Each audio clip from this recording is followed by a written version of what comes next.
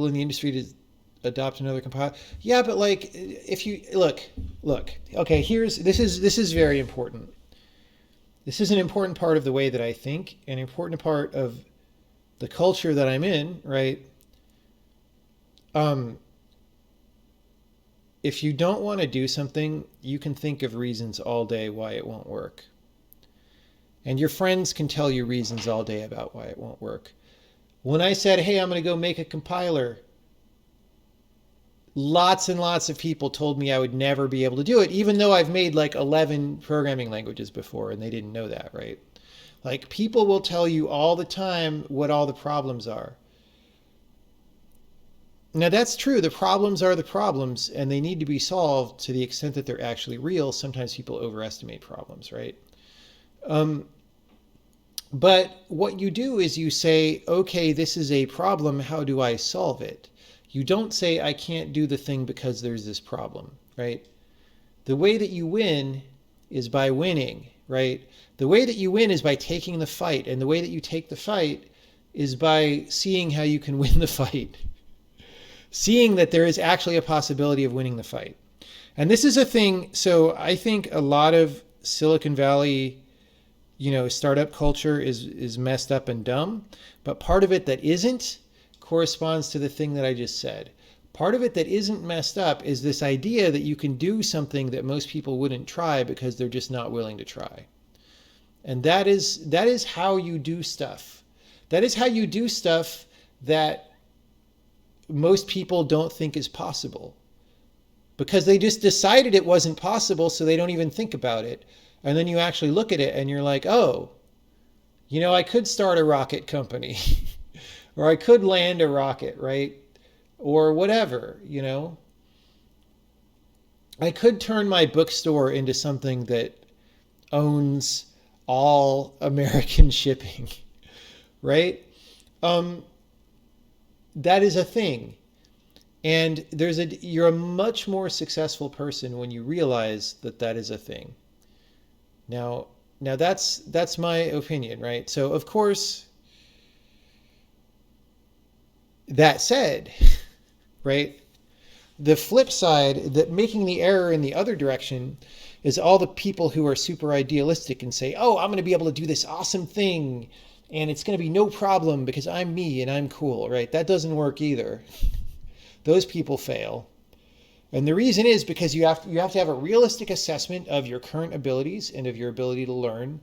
You have to have a realistic assessment of what the problem is and what is failing about your current approach. And in fact, you have to update that very rapidly while you're trying the thing, because always what happens is you don't really know that much, it turns out in retrospect, about the thing you're trying to do until you go start doing it and running into problems, right? And so people on both ends of these fail. People who take problems too seriously fail, and people who don't take them seriously enough fail.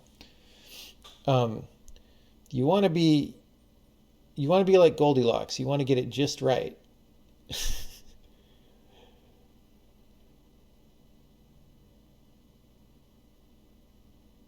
I will be fine even if I'm the only user. Yeah, but I wouldn't be doing this if I thought that that was a high probability.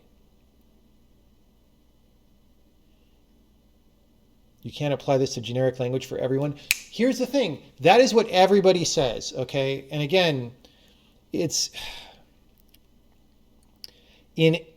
I've talked to other people about this too, and they observe the same thing. In every category where I get asked for advice from people, like let's say I'm funding an indie game, right?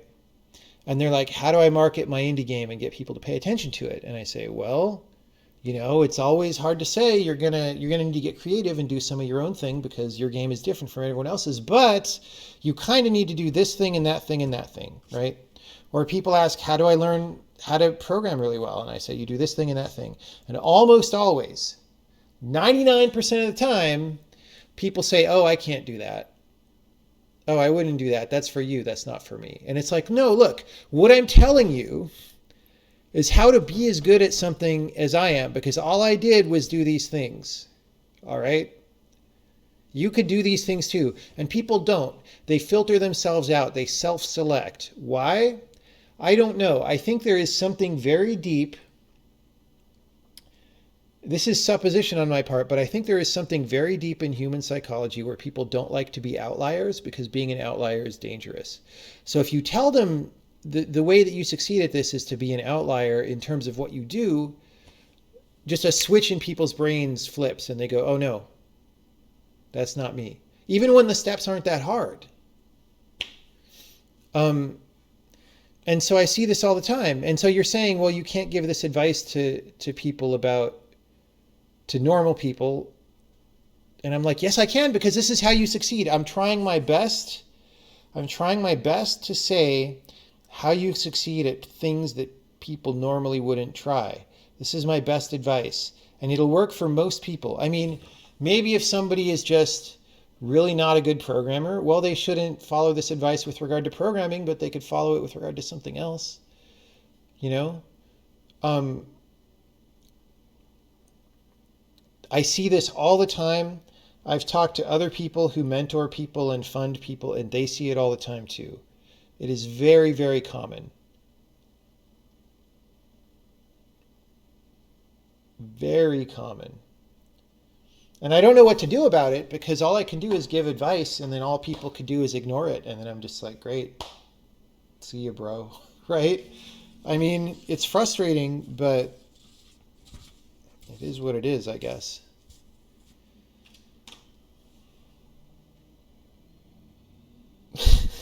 This is why people ask me the annoying questions repeatedly. Maybe, but that just means I don't have to rant. Or I have to not rant. Do I have any writing advice? I don't have nearly as much writing experience as I have programming experience. So you would be better off